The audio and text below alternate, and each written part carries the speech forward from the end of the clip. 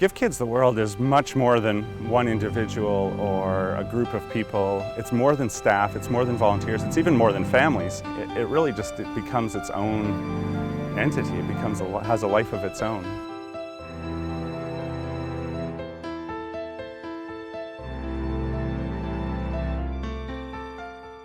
My name is Brad Lowen, and I am a Wish dad. I was here with my family in February of 2009. To share about our story of when we were here, really I need to share our story of Noah in general. Noah was actually diagnosed pre-birth with a unique genetic disorder. We spent the first 2 months or so in the NICU in the hospital.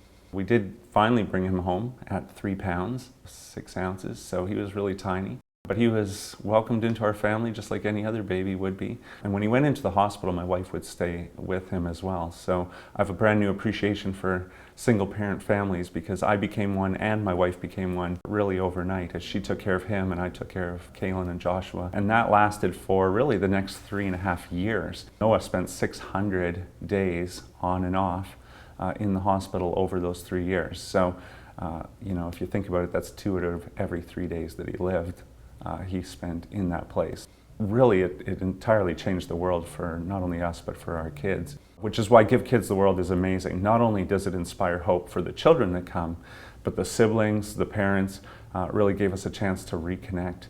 Give Kids the World connect with Disney World as well as Universal, SeaWorld to provide the free tickets and everything else to go to the parks. And that was great, but one experience in particular was actually a day we decided to stay at the Village.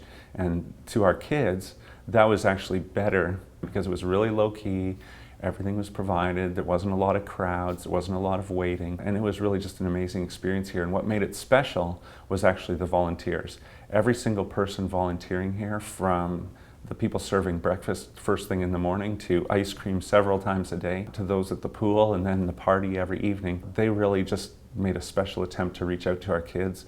And I still remember a Friday night at the Pirate Princess party where our other kids were just brought right into the party, and a lot of special attention was given to Noah's siblings, and that was just massive for them and really made them feel special as individuals, not just as the siblings of a Wish child, which was amazing. Literally the day before we came here, Noah was in the hospital. 3 days after we were here, Noah was back in the hospital. So literally our only break was that 1-week visit to Give Kids the World where we had such an amazing week. So he was right back in the hospital basically afterwards. Spent a bit of time inside and outside of the hospital, and it was in the end of July of that summer that he passed away.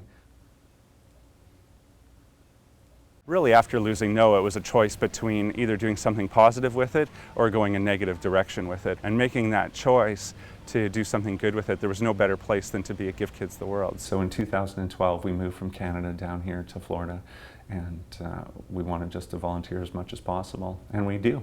So it's amazing.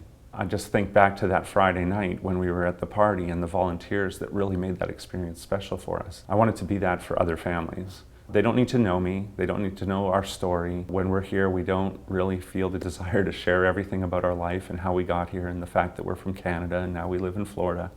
We just want to serve them. I come here to the Village to also teach first aid and CPR to their staff. I come here to kind of be an ambassador or representative of Wish families. My daughter Kaylin, who's now 16, actually comes more often than we do to be part of the gift giving and put together personalized gifts for the families and things like that, and she can come do that on her own now that she's older. So it really has transformed almost every part of our life and the things that we do and just the culture that has ingrained our family through these years. They have no idea the amount of impact that they have when they're here and as staff and as volunteers, how much they're really impacting people's lives. I mean, we're one story of 7,700 every year, and so there's no way to really know the impact that that has. They say that happiness inspires hope, right? It's kind of a Give Kids the World tagline. That's not just for the kids who recover and get well. That is for everybody that comes here. Regardless of the end circumstance of the Wish child, it still inspires hope. And it inspired hope in our family, and inspires hope in all of the families that come here. And you can't put a price tag on that, and you can't thank Give Kids the World enough.